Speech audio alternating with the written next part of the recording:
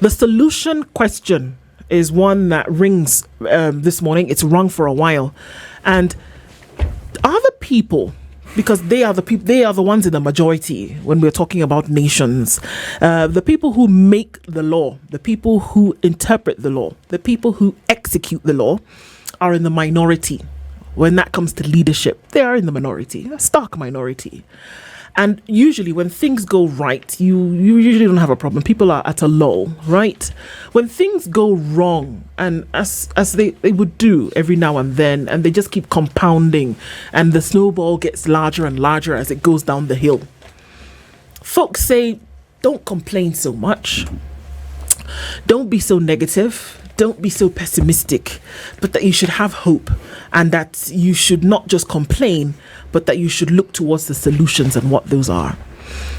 Are people helpless when it comes to solutions, things that you can actually do?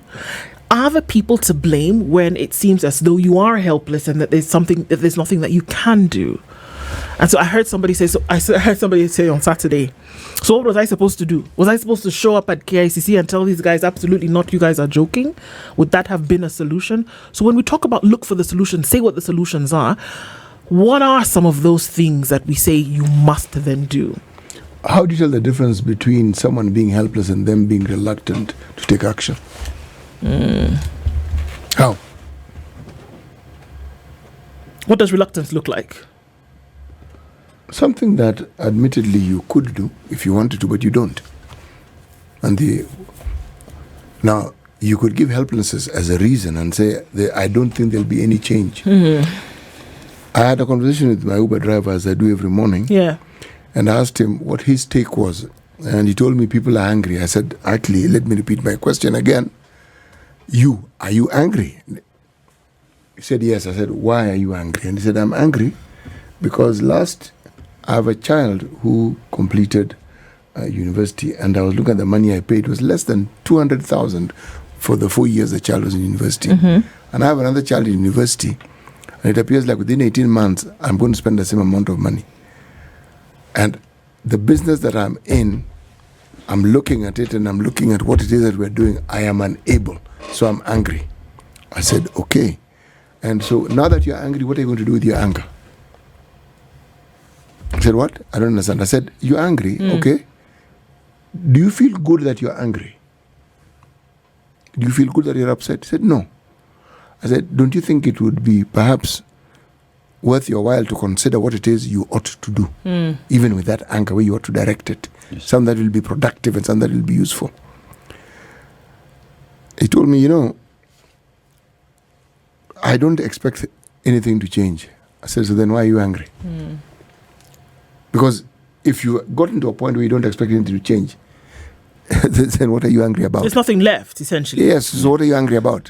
Anyway, this conversation we said we will continue, okay? But I'm asking the same question. People lament and complain and pitch a fit because they feel that is their contribution to trying to solve the problem or to having their views known about the problem, okay? And having done that, they've done their bit. I think so. I really do think that there is a place for this lamentation. Yes. I think that there is a place for this vexed spirit to come out. And whether it seems like it's forever pessimistic, or whether it's, contrived negativity, whatever the case may be, I think that there is a place for somebody to open their mouth and say, you know what, I'm actually not happy with this thing. I mean, I keep likening it to a baby, and it could be rudimentary in terms of its explanation. But if a child is upset over something, that child will cry and cry and cry until what? Until you either feed it, change it, carry it, something. You pay attention, you do something. And figure out what that, yes. Exactly. At that point, how else will that child, and they're not helpless, that is the mechanism that they have. That is the thing that they have that is going to grab your attention. They will complain. If you don't do anything about it, they will up the decibels a notch. They will cry. And then in some cases, they will even get sick. They will get to fever pitch until you do something about it. But they're not going to give you any rest. They might lull for a minute because they get exhausted from crying. But guess what? if that issue still persists, they will still wake up and cry till you do something about it. Yeah, so there is my Buddha guy called Steve Okanda. We were having a discussion yesterday. And I asked Steve, whatever happened on Friday, what's your take? Do you think that Raila Odinga has let you down? And he was like, no, Raila has not let me down. What is done is what we expected. The only thing that remains right now is how do we make sure that the things they've agreed upon with William Ruto will come to pass. For him, he says, it is not about complaining right now because whether we like it or not, it has happened. How to move forward after that agreement is what is important. You see, sometimes you get stuck in your complaining. And in getting stuck, you look for more things to complain about. Yeah. And as I said, there's some joy, no matter how bizarre, that one derives from complaining. There's a feel-good factor in it. Yes, there is. Yes, yeah. There is, and especially if you're the group of people and you're all lamenting about the same thing. So this one Misery laments, loves company. then hands it over to the next person. They lament. You do that for half an hour. You leave there feeling you've actually done something. But the thing that I find good about it and why I agree with you, when we are able to actually vocalize what it is we think is the problem, we have taken a massive step. Absolutely. You can even itemize it and say it is this and this and this and this and this. You're actually freeing your mind to understanding the problem you have. Once you understand it, then it's not difficult to figure out how it is you ended up there and who it is who is causing this pain point. The next step would be, now what do we do about it so that this pain stops paining? Yes. See? It is progress. It is progression. There are countries where you cannot lament like this. You lament at your own risk, literally. Well, if you live to lament again. I like how you point it like this. Yeah. If you live to lament This again. is where? Yeah. You can be disappeared. That's the truth. Where? Yeah. In some countries, you won't disappear. But my friend, you and the snake will be comparing it in notes on how you got beaten. The simple thing is this. Yes. Dissent, as we call it, is often not tolerated. On this continent, probably more, the Asian continent compete with us, some parts of it. But political leadership in this continent are very, very, very, very loath to be told something that is contrary to what they would like to hear. And part of the reason is because in their hearts they know they're doing wrong. Yes. And that's the beauty of it. That's the beauty of it. And they know they shouldn't do it, but they're doing it anyway. And that's why there's a need to constantly hear people saying that you're doing the right thing. And anyone who says this is not the right thing, that person is immediately an instantly an enemy. I actually look forward to a day when Kenyans will be saying that we gave you the mandate and we see you deliver to us and we clap for you and tell you that you have delivered to us. Because for a very long time, it's sad to say that Kenyans have complained about them not getting their end of the bargain. And as much as dissent is being looked as though you're not speaking the language that should be heard, it is important and it has its place even in our constitution. All that matters is, like City has said, it is not about just lamenting and leaving it there. It's how do we progress these lamentations so that we get the results that we need. I think for me is how do we progress the complaints to get the results that we need. Because whether like it or not, the two individuals will get it. They will get it proper. You know, I would take a leaf from a particular book of yours and say, let's start with the more difficult thing. Yes. Lamenting is easy, and pointing fingers at political leaders is even easier because people talk about leaving breadcrumbs. These guys leave loaves of bread. Even if you wanted to miss it, you can't miss. The misdeeds are in your face. Sadly, but it's right there. You don't have to go for it. What we can control, though, is our participation in all these things that we don't like. First of all, by admitting that actually we do participate, because we pretend as though we don't, and yet we do. If you limit your participation, you know what you've done?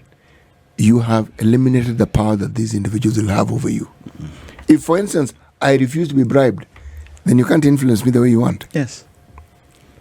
I've taken back the power. And I can tell you, look, this is what we'd like you to do.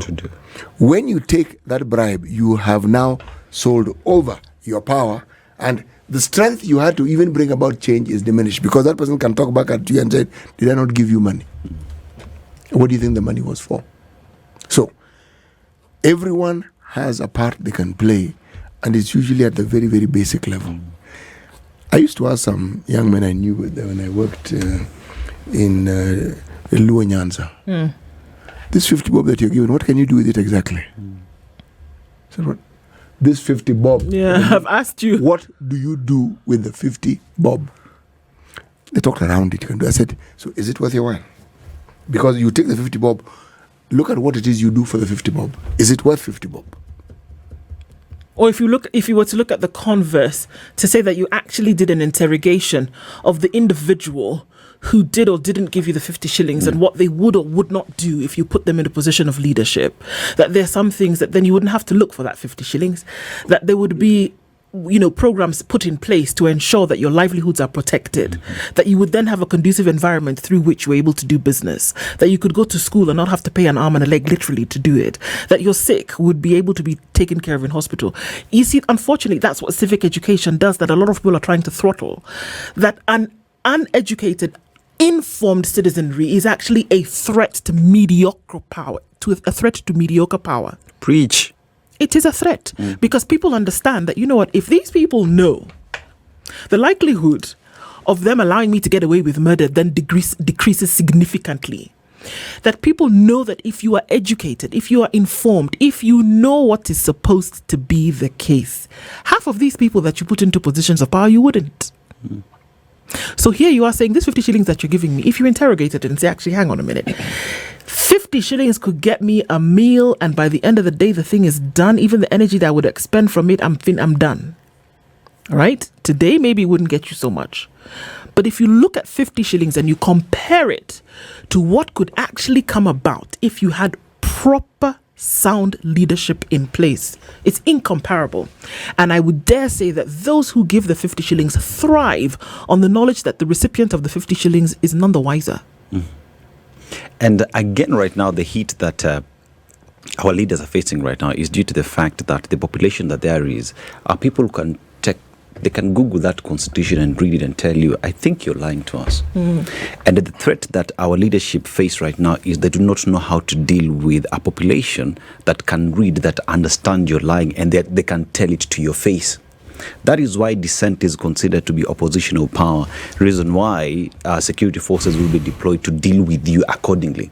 Because even yesterday, what the Gen Zs or the young people were doing outside that church, they were just communicating, telling them, you have let us down. Because were they damaging property? They were not damaging property. They were actually outside on the roads just chanting. Were they obstructing traffic? At some point, yes. And that's when police got in and lobbed tear gas. But that notwithstanding, they are communicating, saying, you have agreed to be bribed, something that we are fighting against. And this is a place or a room that politicians find themselves in, that they do not know how to deal with it, because the population is learned.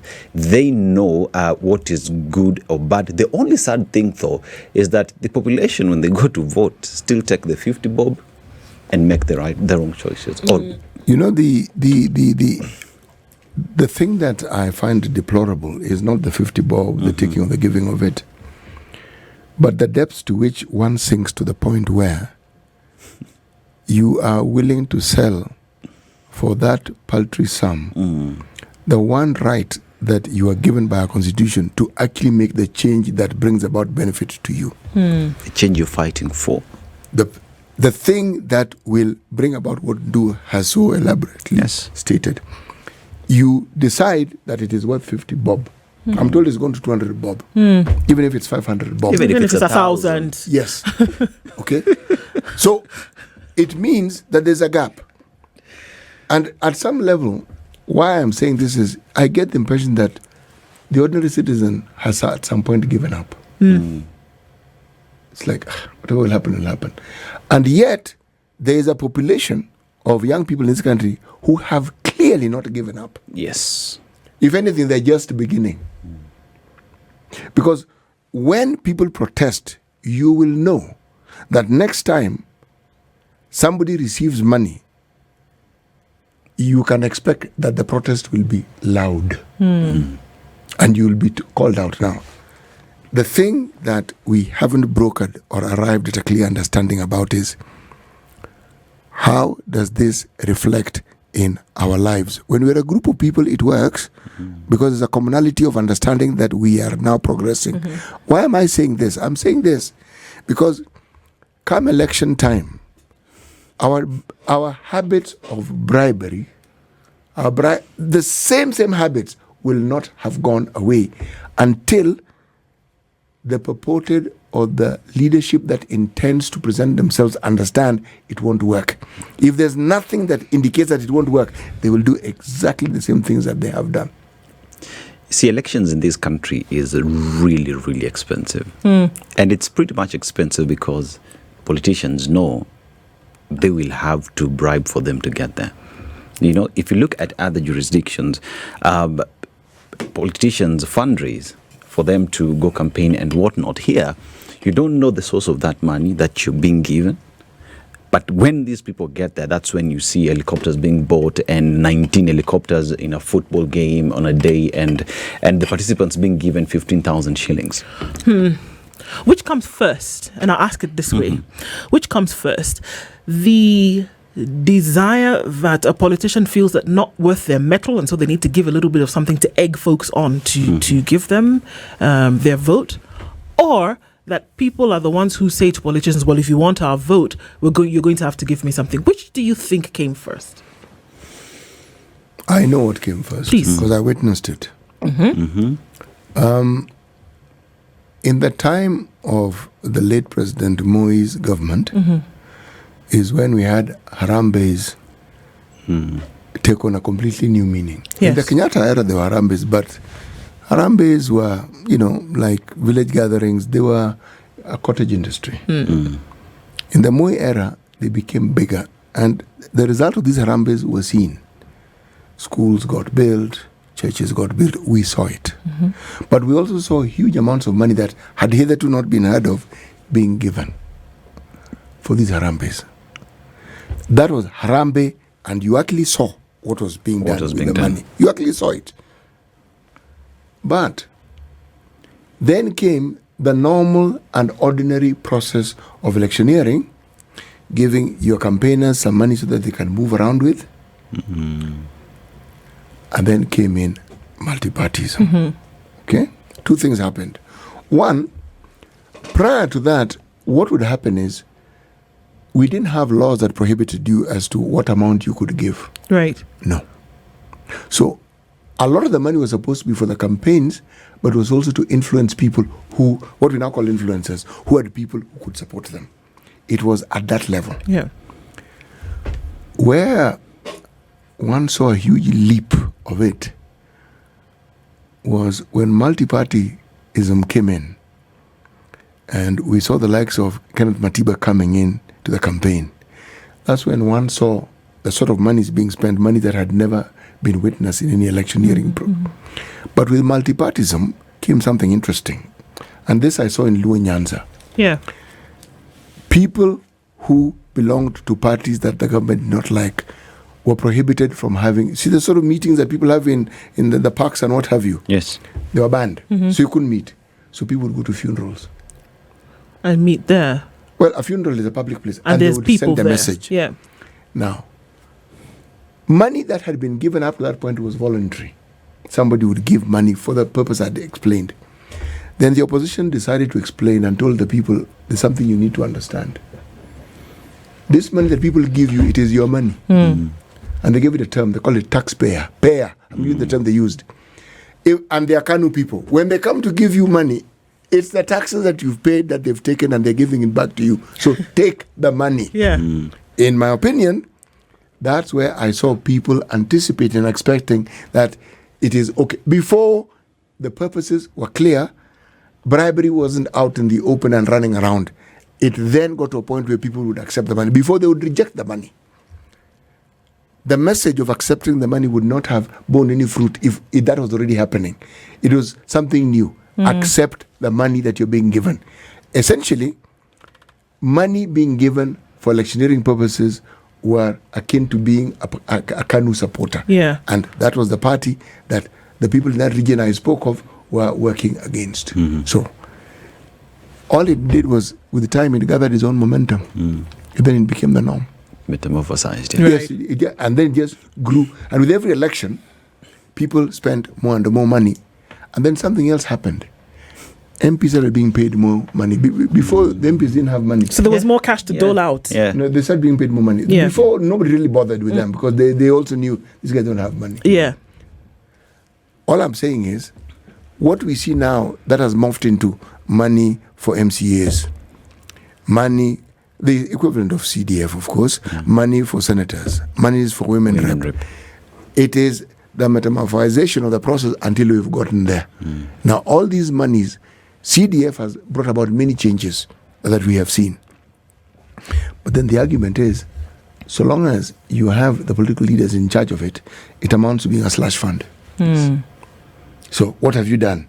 You've legalized a process of ensuring that any elected leader will have more money than their salary to dole out as they see fit. Because if you're influencing development, it means you have the means to enforce certain things and you have the means to change certain things because of the might you now wield through the purse. Yes. When we see things like corruption, which is one thing that's being called out on, when we see things like, people being disappeared and abductions happening, when we see things like corruption at taking place at the county level, is it the purview of just those who are in a position of leadership to stop it?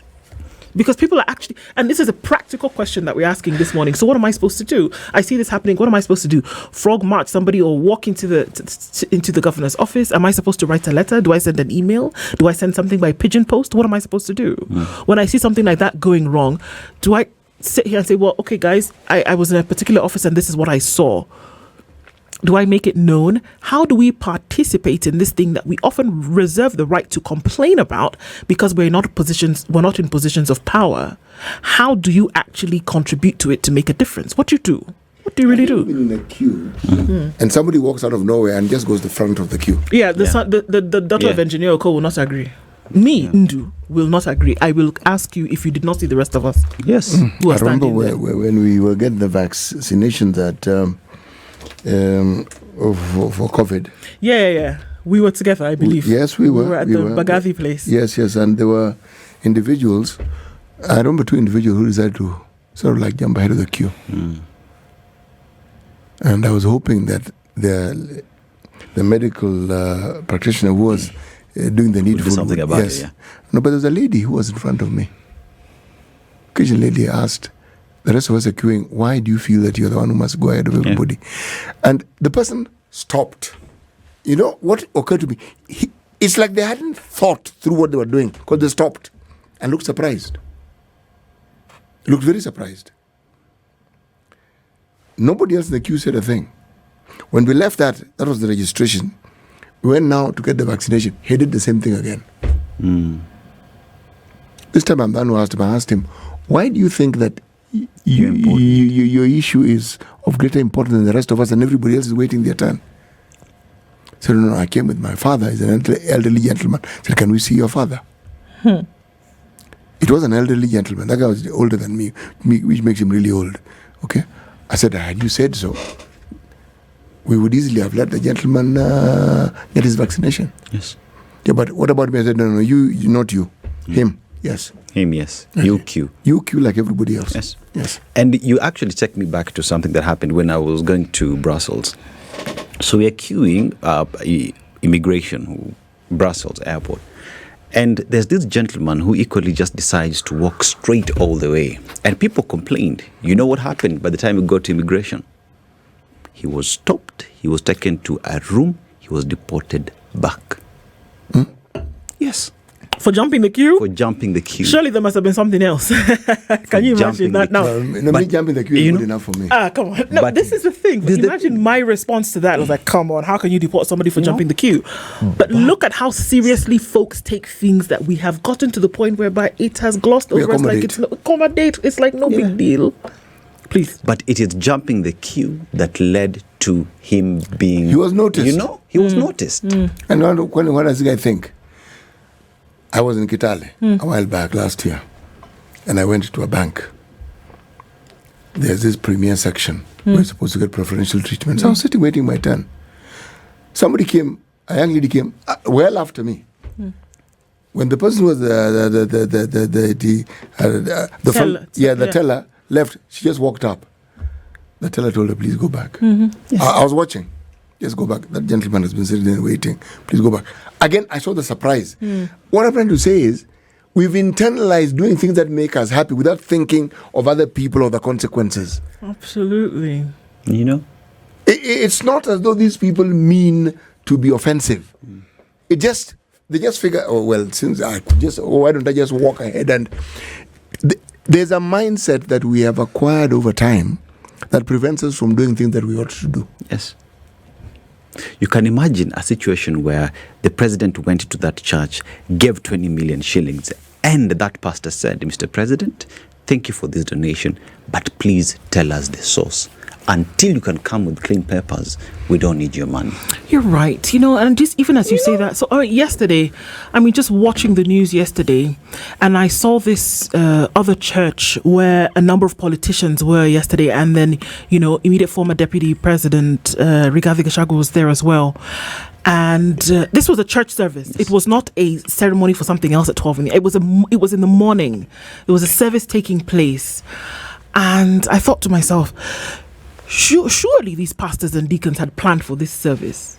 If it was a morning service, 8 o'clock to 10, and then, you have the other one from 10 to 12, whatever. You planned for a service, you have your thing, what you're supposed to be doing normally. Do you plan for this 1 hour that politicians have come here to talk about, I don't know what is going on here? Do you plan for that as well?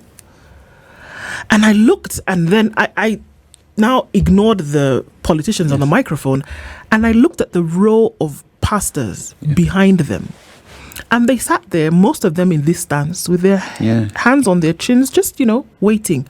And I said, what could have possibly happened? What could have been done? What was the agreement for them to sit back and allow something like that to happen, where people have come to feed off of something for the week, whatever? But then what could have happened whereby you sit and allow that kind of thing to go on? Because whatever those politicians were talking about had nothing to do with the sermon of the day, with nothing to do with the reading. So I said, what must have happened for that to take place? Did money change hands? But then we're just keeping quiet because, okay, so long as we don't say it doesn't mean it's happening. Have we gotten to the point where we accommodate anything and have made it so normal? Just when you talked about this incident in the airport, and I think to myself, I was like, oh my God, even I have said that these things have become so normalized that when you see something that would be a drastic action, you're thinking, hold on a minute. Why so drastic? Yeah. Why deport a man because he jumped the queue? Now, can you imagine what it would look like if things worked in the way in which they ought to? And that we are serious about calling people and ourselves out. That we've become so comfortable with the status quo that when somebody were to reprimand somebody else for doing something, you are almost asking, why so harsh? No, not why, but we do that. How dare you even call that? But we do that. We do that. We read the papers. Somebody has been jailed for 10 years because he stole $1 million, but surely he only stole $1 million. And you think, what do you mean he only stole $1 million? After all, the people who stole more. Yes. Yeah. That conversation lends itself to the very thing we're saying. Yeah. You have over time eroded your own moral position to the point where you are actually wishy-washy. Anything goes. Yeah. And our moral has just gotten so bad because I have many examples. The other day I'm at GPO. Yeah. There's this footpath that is opposite that toilet that is there. Yeah. So I'm standing there, I'm waiting for taxi. Then a police officer manning the building walks there and tells me to walk. Toka paenda. And I'm like, why should I? This is a public space. This is a public building. You want me to go and go where? The police got shocked. Why am I talking back? Why am I responding? Then he asks, so this place is only public to you and not everyone else? And I told him, I have every right to be here. To stand here. This is a public space. I am not doing anything that is threatening your work. Kindly focus on what you're doing. The police walked away, came back with his boss. And I told the boss, I am here legally. I'm not breaking any law. Yes. This is a public There's space. nothing that prohibits you from standing where you're standing. What you're doing is actually breaking the law. Take me to court and I'll argue it in court. The police walked away. If we keep on standing our ground and doing the right thing, everybody else will get into this space. Be it the president, the police, they will get into this space of doing the right thing. But if we keep on accepting the wrong things being done, we're not moving. You know what is the problem is? You find a subversion of duties. His job is actually to protect the public. Yes. But he seems to feel that he's only doing his job if he's harassing the public. How did that twist come in? Somebody is protesting and using legal means to protest. It's called picketing. Yeah. And you decide this picketing is against the law. You first of all lobby tear gas, and then anybody runs in your direction, you thump the living daylights out of them. You're supposed to be there to protect them. Yeah. But here you are, it's like you're looking for the moment when you can beat someone. Yeah. Okay. This anger management thing, what is it that is making you so angry against these people? Perhaps because you know very well you're breaking the law, but you've been given an order. So there's a frustration that I think our security people, especially the civilian security, the policemen, have, that it's like they look for an outlet, and if you happen to be in that crowd of people protesting, you will provide ample. But when you know you can get away with something that is clearly wrong and unlawful, you encourage other people to do the same. You know, I'm going back to what we started off by looking at, the personal responsibility that we bear. yes. I was reading here and someone says that I'm a bit archaic. This is me translating. No. This is the freedom. If I have a view that he doesn't consider to be up to scale, I am archaic, and they're not wrong. When you ask for leadership that will meet your needs, you should not start with an individual in mind. You should start with the qualities you expect that individual to have and actually write them down. These are the things we want. Right. They should fit into that. Yes. Not they happen to sound good or compared to the others. What do you know about that person? Yeah. Write it down. Then ask yourself the second question. Okay, when these guys were in positions of authority, what was it? And how did they carry out that mandate? Yes. What did the people who worked with them say about this person? Because they're the ones who interact with them, not you. Now, when you've done that, just as a basic, you then begin the journey of deciding whether this is a person you can actually elect or not. But like now, again, the question we asked earlier on, this entire array of individuals who feel that they want to be leaders.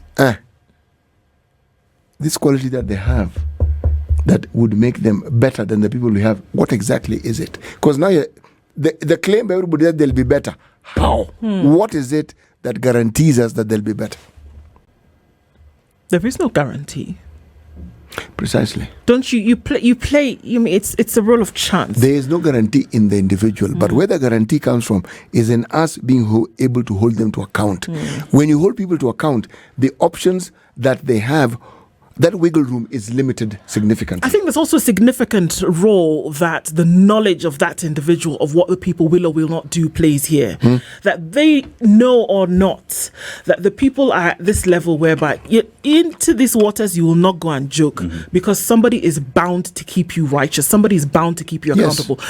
The opposite is also true. They also know how they can or cannot behave because they know these guys are not going to come and shout. They're not going to make noise. They're not going to keep anybody accountable. There'll be a little bit of noise for some time and then they'll let it go. Yes. That's the thing. They know. They know whether you'll keep them accountable. They also know whether you will keep quiet. Yes. And that, the only way, in my opinion, to be able to sort something like that is to be on toes all the time. Yes. For yourself as an individual, forming the basic units of society, from family to community to governments, etc., etc. It starts with you. It really, really does. It does. And if we can't get to the point whereby nonsense will not be accepted. That's why I shouldn't be met with chagrin when you tell me a man was deported because he caused a ruckus in an airport. No, because that's the way it should be. That certain things will not be accepted. You will not be able to steal the chicken on the side of the road. Neither will you be able to steal county funds that are meant to educate children at the ECD level. Neither will you divert capitation. Neither will you say that a health system belongs to just a few people. Neither will you then say that you can misappropriate funds that were supposed to be used for something else. Neither will you say that you knew the floods were coming and that you would not sort something out. You will not do any of those things, and you will not steal an election. And neither will you be a president of doublespeak, if you know what I mean. Because let's when you keep talking about the issues that bedevil us as a country, we at times it's good to go back. That's why City gives us any dictionary and knowledge, because if you know City in terms of yes, experience and being there. So if we just look back at Kenyans are complaining about how much is being donated and whatnot. Let's go back to when we needed to have streamline or some form of policy on how much these leaders get to spend during campaigns. And according to reports here, IEBC in 2021 had placed the cap at 4.4 billion shillings for presidential campaigns. 4.4 what? Billion shillings. But, cap. Yes, cap. Hey. However, these proposed regulations faced significant opposition in Parliament and were ultimately rejected due to technicalities and timing issues. That meant anyone who was campaigning that time would spend up to 1 trillion shillings if they wanted, it wouldn't matter, in order for them to get to that office. Which begs the question, once they get there and they spent that much, how do they recoup it back? Ni swali tu. So are you surprised that you're now giving out 20 million shillings? No. Silence. I mean, there has to be for a minute. but there has to be for a minute, because I'm asking myself, well, it does. Yeah. So that you can just do the maths, take a deep breath and ask. Someone doesn't do that if they don't think it has an effect. Yes. Someone does it because they know it has worked before. And there's a reason why it was objected in the National Assembly to start with. Because then we know, City, you're worth how much? How much did you spend? We can trace the dots to where we are today. You know what? I think about, the conversations that we had over the last couple of days and the things that happened since Friday with this new pact. And I think about the last, give or take, 10 years and how people have said, that they live in spite of the government. Yeah. That, anything can be happening, but they're just going to live anyway. They're going to find a way to send their children to school. They're going to find a way to put food on the table, find a way to care for the sick and bury the dead, kind of thing. You'll find a way. But then I've also come to the realization that there are many folks in positions of leadership that live in spite of the people. Yeah. That it doesn't matter what you say, it doesn't matter how high you raise your hands in protest, that they're going to do what they're going to do regardless of how much noise you're making. Because the noise is not sustained, the action then is by just a few. And until and unless you have a constant and consistent level of accountability in the same measure in terms of volume, that you're not going to see any change. Can you imagine if on Friday the pact or the union or whatever it is that was being done and people realized and they said, you know what, guys, maybe this is not what Kenyans want, and to have been so vigilant about the position of Kenyans to say, you know what, guys, we're making a mistake here, and what is it really going to take to turn things around? Is this it? No, it's just not on. Yeah. Because who in their minds is convinced unequivocally that the decisions that they took on Friday are actually going to turn the country around? Convinced truthfully and openly and honestly. And I think you'd be hard pressed to find anybody who's really convicted that this move is actually going to make a difference. You'd be hard pressed to find one person speaking in truth and honesty. People know what they're supposed to do, and that's what makes it worse for me. Is hope logical? I think it is. That you can hope that things can get better. I mean, look, it doesn't matter what religion you subscribe to. Yeah. But I think every one of them has that thing vested in hope. I mean, when we talk about the one that we know, these things remain: faith, hope, and love. They still tell us that the greatest of these is love, but hope was mentioned in one of the in that thing. Mm-hmm. That what is that? It is the feeling that the next minute, the next hour, the next evening, the next morning, Yeah. things can actually get better, or that something will come. I will get somewhere. It's something that it's inexplicable, but you have that can actually be. Can you put hope in the wrong people? Absolutely. But does it diminish hope? It doesn't. It doesn't. You see, when you talk about the 9-point report, and I'll just go and just tick them as we go. Implementation of National NADCO report. There is a process on how that needs to be done. Inclusivity in governance. Doesn't the Constitution suggest In governance? Yes, inclusivity. In governance? Yes. Doesn't Is that thing? Anyway, continue reading. Continue reading. Doesn't the Constitution itself call for the face of Kenya when you're doing appointments and whatnot? Strengthening devolution. Doesn't the Constitution address itself on matters to do with devolution? Talk about youth economic empowerment. What exactly do you mean by that? The country has put in place through the Constitution in terms of the youth and the people of Kenya and where they are. You're talking about national debt audit. Did the Auditor General the other week talk about the audit queries and what needs to be done? And what happened? The very same leaders trashed that document. Now we're talking about right to peaceful assembly. The Constitution addresses itself on that. You talk about sovereignty and the rule of law. Shouldn't everybody just respect the sovereignty and the rule of law? So why do we need two gentlemen to come shake hands for these things to be achieved? They know what they need to do. They just choose not to. And that's where we are. And that's the position in which we find ourselves today. But I do think that there's something that you can do because we're still here. If we weren't, then they wouldn't be.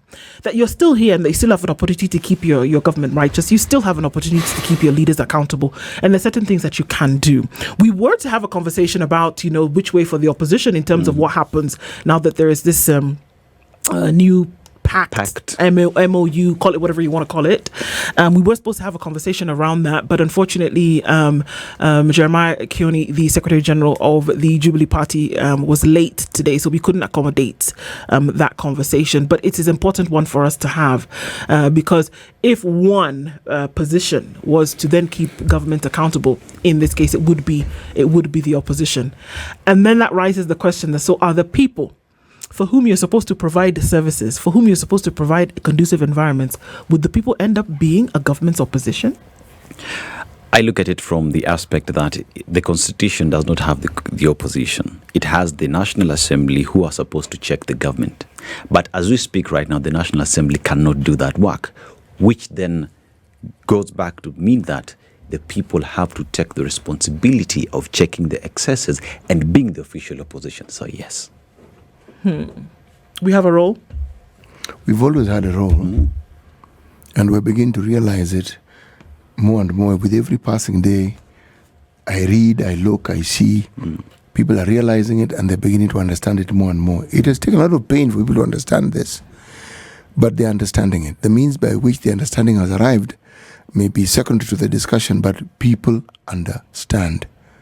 And the consequences of enabling and allowing corrupt practices to continue flourishing, it's also beginning to dawn on them that the very things they pursue and want for themselves, those are the very things they sacrifice at the altar of accepting this impunity. Yes. You accept it, take it that you have given license for flight for everything that may have been beneficial to you. Because it isn't the money that you hear being misplaced. Where do you think it comes from? You. The money that you hear someone has done, God knows what, where do you think it comes from? You. Yes. So if that money doesn't get to where it's supposed to be, where it's supposed to go to, your money has gone.